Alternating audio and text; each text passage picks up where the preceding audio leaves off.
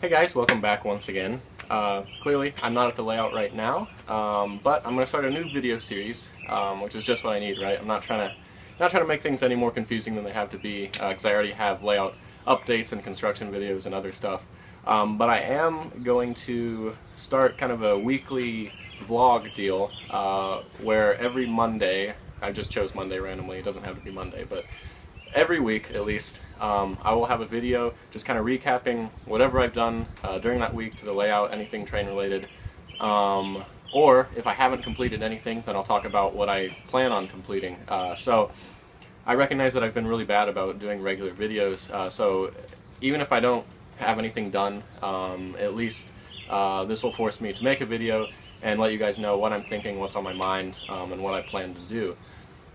So in the first one, we're going to kind of talk about how we're going to get back on track and talk about the main goal for this summer, which is getting the full mainline run in and running. So that includes the reverse loops and sidings and all that as well. So I'm going to kind of talk about that. You'll see a few clips of the layout and then a few additional things at the ends, and I'll try to keep this somewhat short, but hopefully you guys like the idea of the new video series, and assuming things go well, we'll have 50 plus of these a year. So anyway, the first thing that we need to do to get the main line running, in my mind, is work on the drop bridge. So right now I've cut the track. I'm going to have to do some realigning of that, and then also engineer an electrical solution so we can continue the power through the power bus, which is beneath the track. So I got some good feedback on the last video because I asked a question about that, and I think what I'm going to do is either use micro switches or some sort of contact pad that I'll solder the power bus to, and then also isolate a section of rail about 2 feet back on either side, so that when the bridge is down, we don't have any trains careening off the cliff, because that'd be bad, obviously.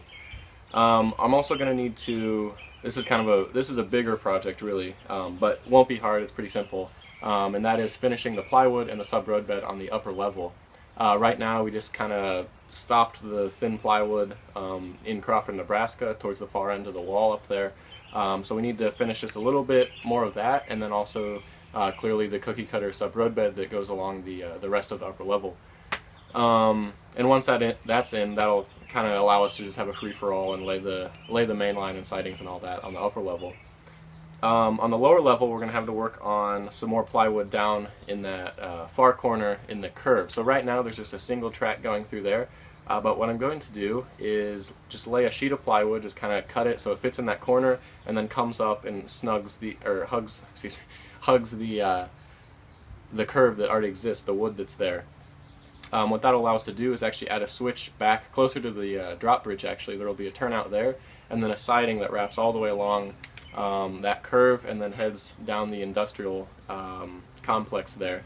And then off of that siding there will actually be a track that kind of swings off that and then heads into the staging room, just like the track that's just above it.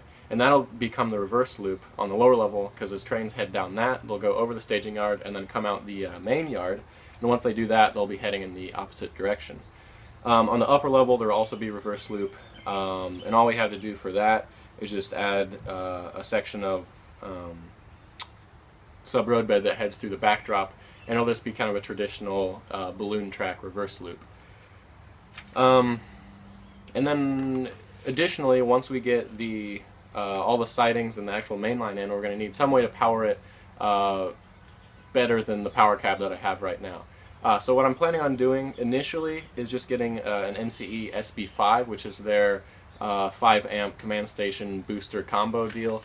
And what that'll allow me to do is use the power cab as a walk-around throttle. I'm going to get 3 more UTPs, which are the plug-in panels for the fascia. I'll put one of those by the peninsula side that's closest to the main yard. One will also go next to the engine facility, and then there will be one on the other side of the peninsula on the industrial side. And that'll allow me, once I get the SB5, I'll be able to use the power cab as a walk-around throttle, and the SB5 will also just provide a little more power, so we can have trains running over the full main line. Eventually, we're going to have multiple booster districts, and we'll have to isolate sub-districts and all that for signaling and whatnot. So I'll get into more detail on that in the future, but for now, with limited monetary resources, I'm just going to get the SB5, and that'll allow us to at least run some trains. And then that's pretty much it. Hopefully we can get that all done for the summer, and that'll give us the mainline run. But additionally, other stuff that I'll most likely be working on is finishing the rest of the plywood. Like in the industrial area, that whole complex, there needs to be a sheet of plywood there for the buildings and the tracks and all that. And even if we don't get the tracks in, that'll at least give us a surface to play around with track arrangement and whatnot. Also need to actually build the industries. I have most of those structures, so we'll get on building those, and then we can kind of play around with their placement as well. And then I need to get plywood in the engine facility area as well, which will be kind of interesting because at that point the grade is working, or the mainline's working upgrade, and that the engine facility needs to be level. So it'll be kind of a cool separation of right-of-ways there. That'll give us kind of a cool perspective looking down on the engine facility. Additionally, just another idea that I had, instead of having that parking lot in that industrial area where we're going to have our large brewery, instead of having that parking lot below mainline level, which is what we had planned originally, I'm actually going to raise that above track level. And to me, that'll give it a very St. Paul, Minnesota feel, because we'll have a brick retaining wall kind of hugging the inside of the curve there. And then that'll also provide us opportunity to create kind of a portal, which those also exist more frequently than you'd think in St. Paul. There are a lot of tunnels because of overpasses and underpasses and all that. So there will be kind of an access road overpass for the parking lot, and then we're going to bring, because of that, we're going to bring the backdrop all the way out to the edge of the layout, and that allows us to divide the scene on either side of the peninsula. So we'll have the industrial side completely separate from the other side of the peninsula, and that allows us to have actually two different kind of weather settings. So actually, kind of an interesting idea here. On the far side of the peninsula, where we have the sand facility but not the rest of the industries, which is closest to the main yard, I'm going to make that a rainy day, which will be kind of interesting. I don't think, or I'm sure that people have done it, I don't see many modelers modeling rainy days, so that'll be kind of a cool challenge, and I think it'll make it give that scene some interest.